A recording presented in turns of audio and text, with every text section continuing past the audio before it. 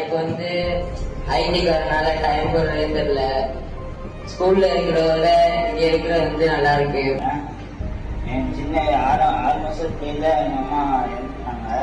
அங்கே வச்சு யார் யாருமே சொல்லி பண்ணீங்களோ அவங்க முன்னாடி நல்லா இருக்குன்னு சொல்லி ஒரு ஆர்வத்தை வச்சு படிச்சுக்கிட்டு இருக்காங்க. அத்தா வந்து விட்டு போய் 6 மாசம் ஆச்சு. இறந்து போல இந்த மாதிரி கூடி இந்த மாதிரி போயிட்டாப்ல. அவளை என்ன சம்பாதிக்க முடிச்சாப்ல.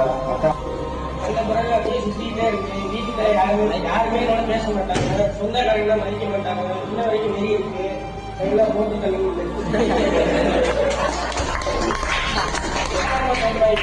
என்ன பிள்ளை கொடுத்துருக்க இந்த ஒரு அளவுக்கு லாய்க்கு இல்லை இந்த மாதிரிலாம் பேசுறாங்க.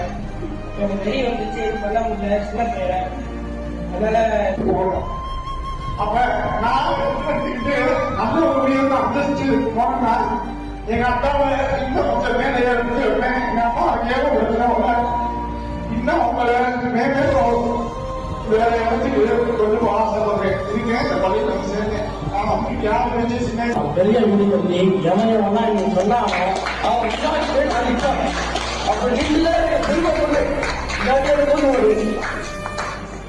அப்படி நான் வந்து ஒரு மாற்று மத சமூகத்தான். ஒரு 2 வருஷத்துக்கு முன்னாடி இஸ்லாத்தை ஏற்றுக்கிட்டேன்.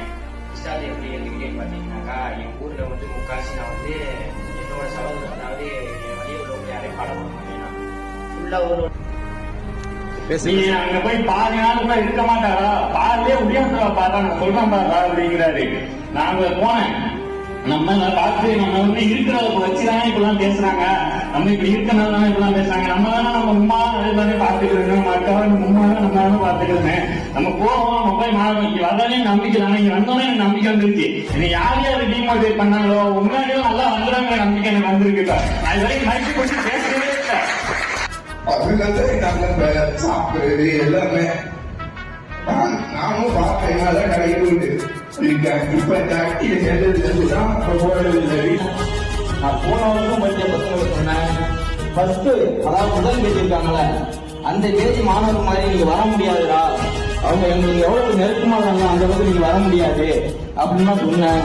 ஆனா அவங்க திரும்ப வந்து கண்ணூர் நீங்க காட்டுறது நீங்க தான். 2வது முடிவு பசங்க யாருமே அந்த மாதிரி எனக்கு தோணல. அந்த பையமா இருக்கலாம், இந்த பையமா இருக்கலாம் அப்படின்னு எனக்கு எதுவும் தோணல. ஆனா உங்களை பார்க்கும்போது தான் அந்த பசங்க மாணவர்கள் வந்து நினைவுக்கு அதிகமாகறாங்க. நீங்க பேசும்போதுதான் இவன் அந்த பேசலாம், இந்த மாதிரி சொல்லலாம், இவன் நல்ல சொல்லலாம், அந்த மாதிரி நீங்க அதே மாதிரி பல பேரு சொல்லியிருக்கீங்க. நான் இன்னும் திரும்ப என்ன சொல்றேன்.